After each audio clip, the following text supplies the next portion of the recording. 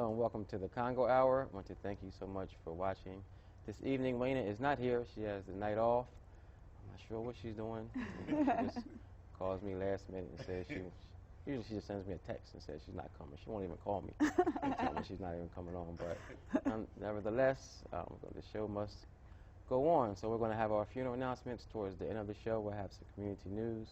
Actually, I'm going to go until 9:30 this evening. So from the 9 o'clock to the 9:30 hour, we're going to talk community issues, going to talk politics. And my dad's not coming either. Everybody just leave me hanging. Wow. So I just might need you guys to stick around and help me out tonight. But Bishop ArethA Morton is here. She is actually retiring. I cannot believe it. She told me that she is retiring next month, so she's going to come and talk about her ministry and I guess all that she has meant to this community.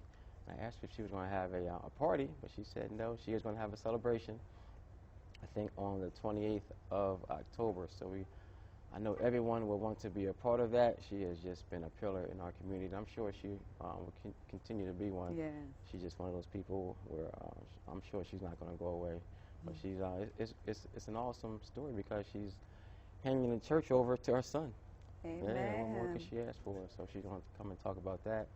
Tamara Morris is here. She's going to talk about the campaign and how we need volunteers just to get out and support the Democrats in the upcoming election.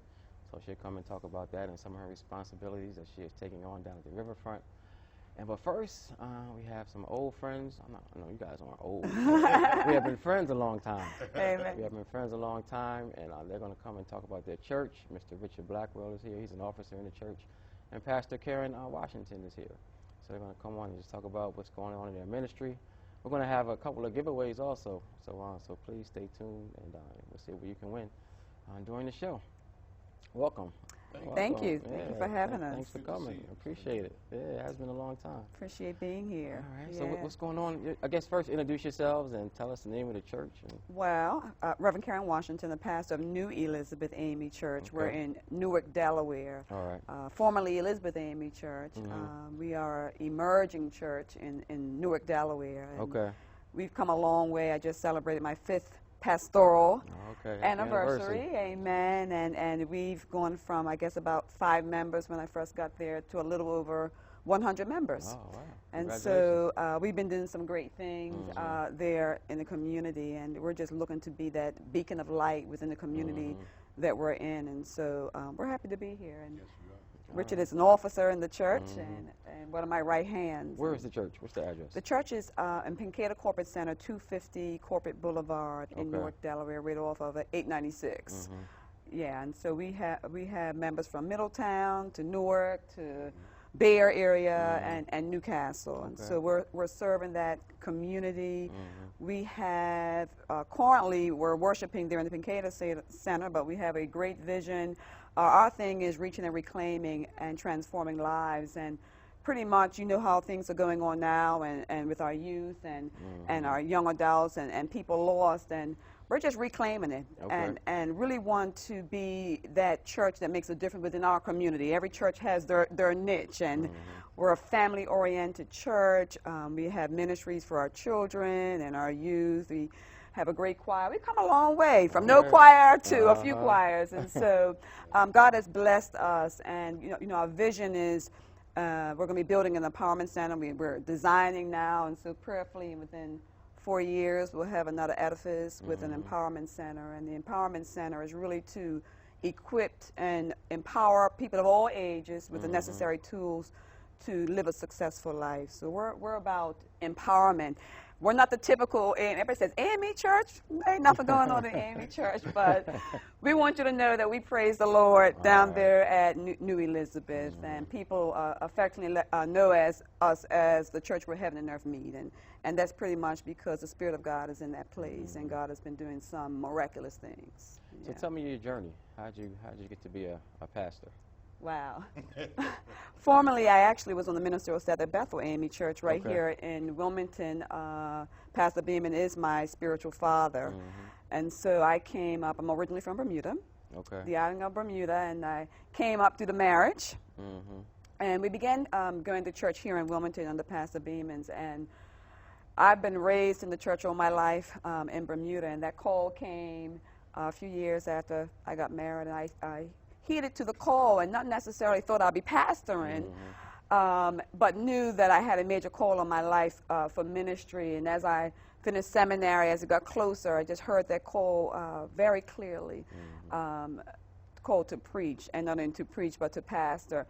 I have a great passion for the people, and so when I got the first charge, it was a dying church, and it needed to be healed. And when I looked at it at first, it just looked like an impossible situation, but God was faithful, and he took a church that no one wanted at the time and breathed life back into it and resurrected that church. And you know, you only need a remnant, and no one was there but a few, a remnant, and from there just the power of God came in and healed, and we began to just reclaim and rebuild the church. But my journey has been an interesting one, but it's been a blessed journey, and ministry is my passion. I think people probably knew me in the ministry before they realized I was actually pastoring. And so Pastor Beeman is the one that I give credit. And of course the Lord. Yeah. Mr. Blackwell. Yes, sir. Welcome. Thank you so much. Welcome. So what's your role at the church? My role, as Pastor indicated, is I'm there to be as much of assistance as I possibly can. I'm one of the church stewards, and also handle the production team, and I work in conjunction with the media ministry. And what I love, I visited New Elizabeth several times because I was a member of Bethel AME. So I visited New Elizabeth, and after hearing Pastor preach, actually, I probably attended service at New Elizabeth for about 3 months. And then at that time, we made the transformation from the church that we were utilizing to the church that we have now. So I saw the growth in a short period of time. And you know, when God speaks to you, Trippy, it's best if you respond at that particular time. God spoke to me, and since I put my foot forward with New Elizabeth, it's been a blessing. And I just love being there for Pastor Washington, because I believe in her journey, I believe in her ministry, and I believe in the other congregation. We have an excellent congregation. Since we are growing, everyone is growing together. And that way, when we look back in a couple of years as to where we were, we can look at everyone who helped build that foundation. So it's a blessing to be a part of New Elizabeth. And we're building spiritually, and we're building physically as well, with this great vision that God has given us for the community that we're in right now. What time are your services? Our services are 9 a.m. and so we get in and we get out. And so you still have the rest of the day. I know that's important to some people, and so we like to get in 9 o'clock, and we're normally done, I guess, about 11 o'clock, something like that, somewhere between 10 and 11. And if I can interject, Pastor Washington's, her sermons are just so spirit-filled and energy-filled, and she definitely believes in participation. When you attend New Elizabeth, you go there with the understanding that, first of all, you're going to hear the word of Christ from an outstanding spiritual leader. And not only that, everyone participates in the service. So that makes it a more of a better situation for everyone as we praise and give all of our thanks to God, that we do it collectively. So that's a beautiful aspect of New Elizabeth. All right, I think we have your contact information. I know you had it on the screen earlier, so I'll make sure that we continue to show it during the commercial. Great. Okay. Check out our website. Okay, what's the website? It is newelizabethamec.org. And if you go to YouTube and put in New Elizabeth, you'll see today's sermon, Till the Walls Fall Down. All right. Some heavy stuff. Any final words you want to get across before we go to break? Absolutely. If you are looking for a church home, if you feel unfulfilled, and you are looking to be encouraged, New Elizabeth, truly a teaching church, a church that loves, a family-oriented church, and a church that cares. So we're just asking that you just come out and check us out. And we're reaching out to those that are unchurched. And so come and pay us a visit. I'm sure you won't be disappointed. God bless. To log on to the website and see what New Elizabeth is all about. Okay, and give us your address one more time, please. 250 Corporate Boulevard in Newark, Delaware. Pincaida Corporate Center. Okay. I appreciate you both for coming on. Thank We you so appreciate the much. time, and thank you and Wayna for making this All right, you're welcome. possible I'll for be sure us. to let her know. Thank you, Yeah. Trippy. All right, All you're right. welcome. Thanks You're a welcome. lot. We're going to take a really quick break and come back with Bishop ArethA Morton. All right, welcome back. I hope that you enjoyed my first interview. Now we have Bishop ArethA Morton is here, I guess, to give us some good news to her. You said you was gonna protest. Yeah, I'm gonna be out there with my picket signs. You can't. Where you going? I'm not going anywhere, Trippy. I really am not. Just making sure. You know, sometimes pastors don't realize, and they don't even think about the fact, you know, maybe it's time. Right, that's true. You know, and so I'll be 79 in January, and 33 years of pastoring Tabernacle, and been with Tabernacle since I was 17. So now, you know, and I guess you deserve it. But I deserve it. Yeah, I you think do. I do. You do. I really think guess. I do. I Yeah, guess. yeah. But truthfully, I'm not quitting. You know what I mean? I'm still going to be the activist that I've always been. All right. I'm still, whenever Congo calls me, I'll be there. Okay, we appreciate that. All of that good stuff, you know, stuff that I have deep bond with. Right. I'm gonna, you know, I'm still gonna hit you in the head when I need to. I'm still gonna That's be pretty around often. for that. I need that. I appreciate those hits too. Yeah. So you said this is going to take place on October 28th. Right. I like how you're calling it the shift. Yeah. So the shift. tell us about the shift. Well, the shift is really international. Okay. Because Bishop Paul Morton did the same thing. Okay. And of course, he has, you know, taught us, especially pastors with any age attached to them, that, you know, you need to look at turning things over, you know, shifting to actually to 2016. Okay. You know what I mean? Yes. Because there's a great difference between 1983 and 2016. You know, so Bishop has taught us, you know, don't let your churches go down the drain. If God forbid anything happened to you, you know, there's nothing in place to take it to the next level. You haven't selected anybody to take it to the next level. And listening to all of that. And of course, folk tease me and they say, Bishop, you retiring again? You know. But no, the last time I didn't retire because I had to go back. Right. You know what I mean? But this is it. This is it. And I'm, you know, my son, he was kind of, he was like a kid, really. He said, Mom, you gonna hang around for a minute, right? I said, yeah, I'm gonna be there, you know, but the responsibility, it will be his. Right. It will be his. And so we're gonna kill two birds with one stone. I will retire, and then of course he will be installed. I mentioned this earlier, but that must be a wonderful feeling, just to be able to hand that kind of responsibility over to your son. It is. And really, in 2015, toward the end of 2014, when he came, because he was, as you know, he was out on his own for about 17 years. And when he came back home, and the Lord literally said to me to make him executive pastor. So what that did, it allowed me to kind of take a break. And he handled all the business end, because people don't understand there is a business side to the church. And so he came in, and he has done quite a bit just being executive pastor. And I tease him because I talked to him this evening. He's in California. And So when I said, Pastor, I did the best I could to handle things for you today. And of course, that tickles him when I say it. But, you know, it's a pleasure for me to, you know, I'm not going anywhere. I'm just stepping aside and giving the church the opportunity to go forward.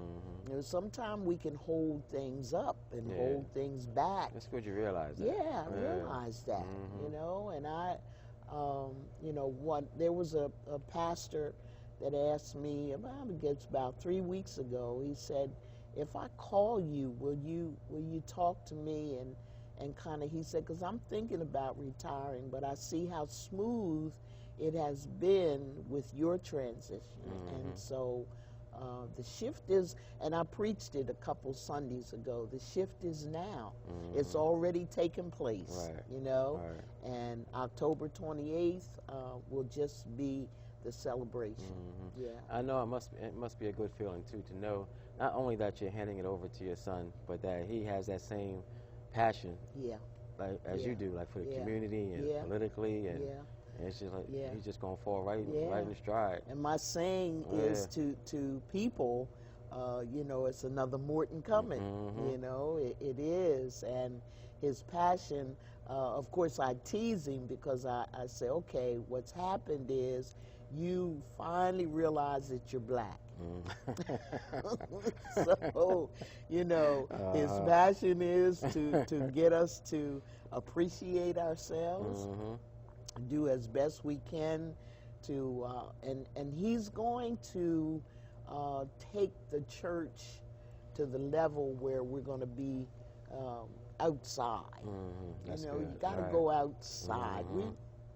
We've got a great number of people in that community that need help, and they need to know that somebody loves them.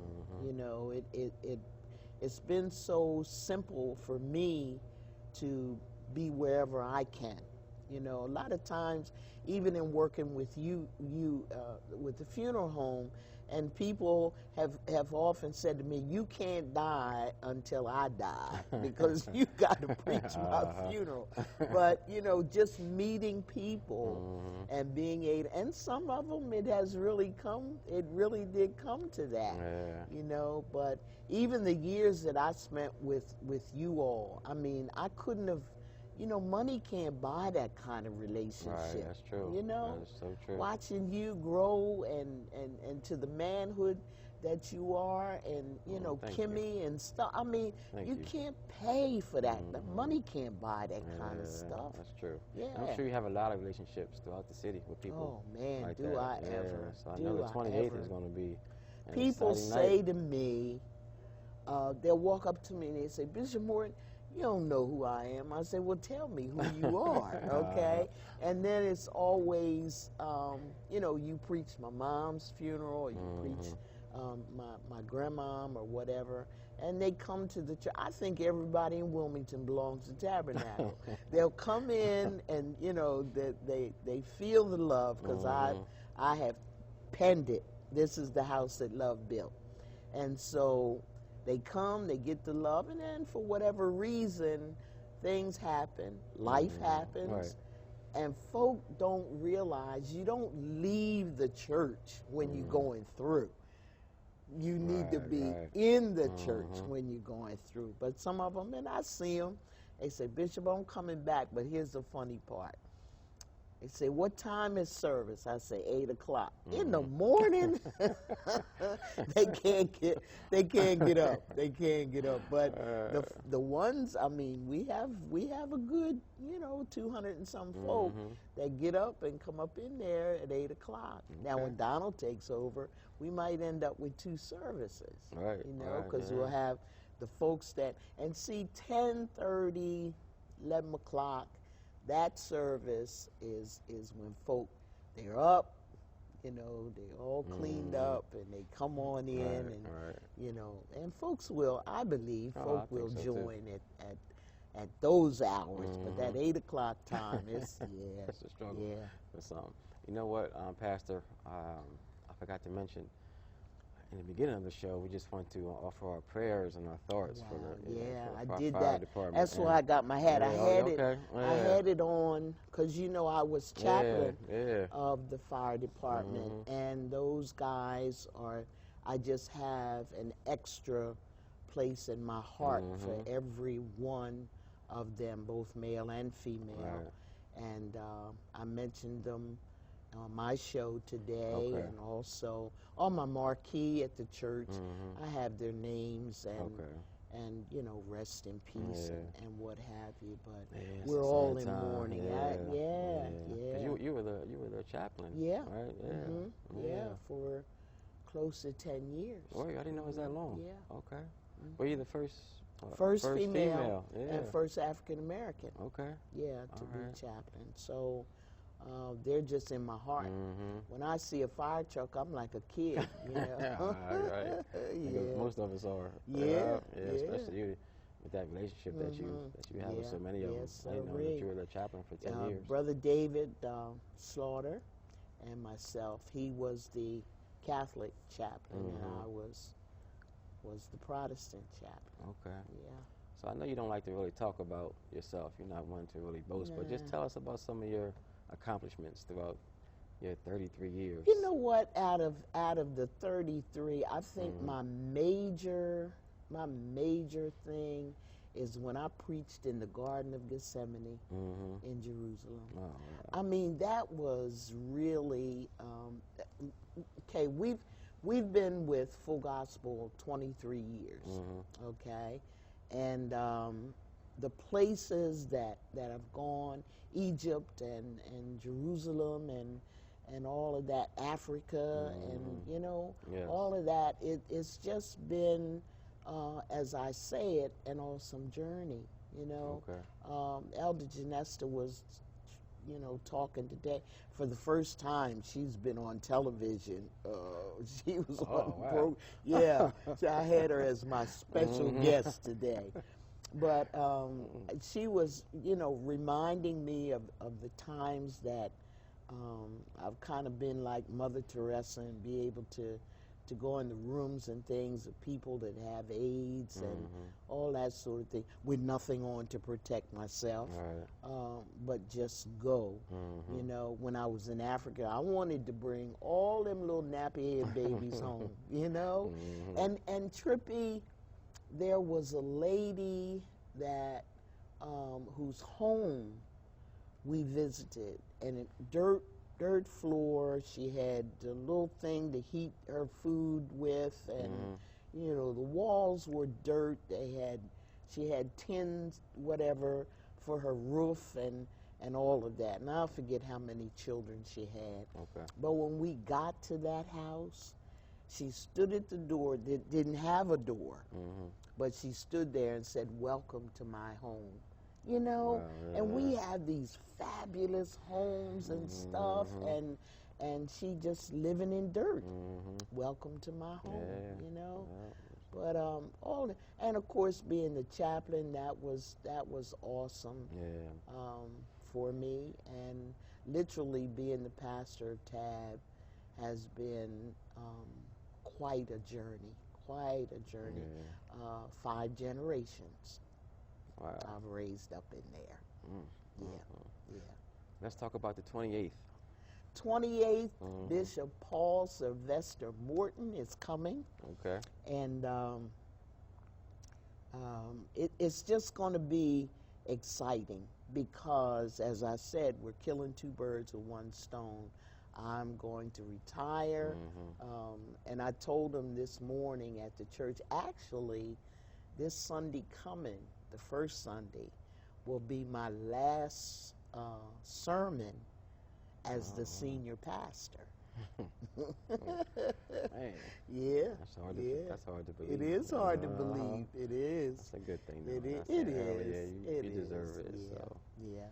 So and the church, when I told them, that I was going to really, really retire, and one of the members stood and she said, "Bishop, you deserve some rest. You really do." Yeah. Yeah, you do. So I just found out within the past year what it meant to be tired. Yeah. I'm serious. Okay. Yeah. Because my mom used to say to me, you don't even have sense enough to know when you're tired. You know, just go and go. And the key to it is for 33 years, other than when I've had to be in the hospital or whatever on a Sunday, I've preached every Sunday for 33 years. Wow. And see, when I started in 59, you know, there was Women's Days, and they want you to come 11 o'clock and 3 o'clock. So I would preach twice a Sunday. And then I was singing with a group, and we'd sing at night, what have you, travel all over the tri-state area, and what have you. So now I'm understanding what it means to be tired, that I didn't have sense enough to understand before. Yeah. I guess it's good that you have it now. So I'm sure there are a lot of mixed emotions in the church and the community. But the church is accepting it, you know, and I've laid the foundation. I have.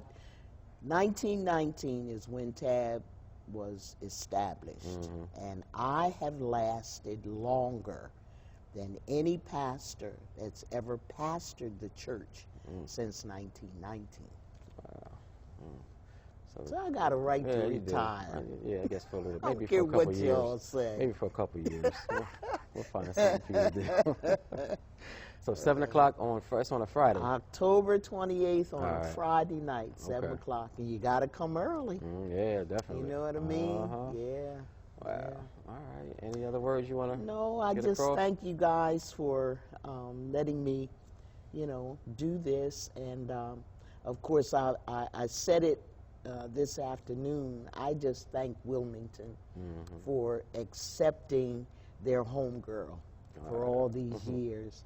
And it's been a pleasure. It's been some up, some down. But so many times I've just kept my head above the water. You know, my grandfather says, stand your ground. And I've done that, you know. And but I really do thank Wilmington, and especially the preachers and the pastors, IMAC, who have just kind of accepted me as the mother of the city when it comes to clergy and all that. I didn't ask for none of that stuff. I don't know how I ended up with a street named after me. You know what I mean? I mean, awesome. I go to bed at night. I just do what I do, go to bed. That's it. But I thank Wilmington for standing by me.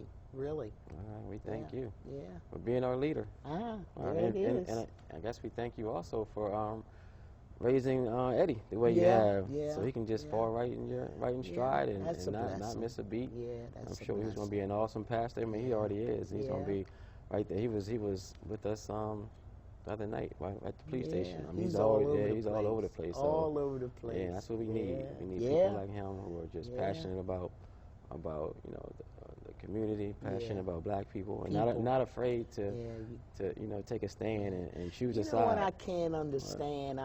I've said this now for a couple of days. I can't understand why, as African American men, why you guys have to practice what to do when you're pulled over by a police officer. No other race has to do that. Yeah, that's a good point. There was a man. When we were at the police station that night, he was excited because he came up with a product where when we get pulled over, you know, when anybody gets pulled over, but it was especially for us when we get pulled over, that it's something that hangs from the sun visor. And it has your license, your registration, and your insurance card.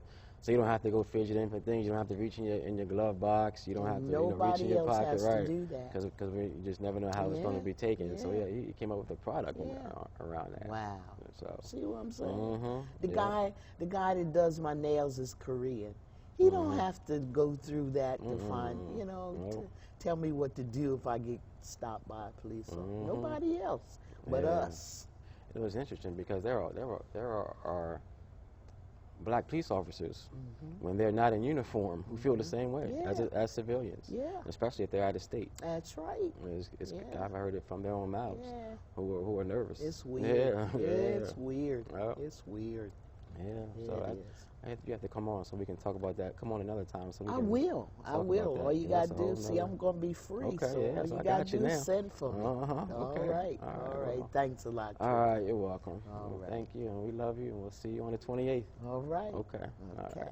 We're going to take another quick break, and we'll be right back with Tamara Morris.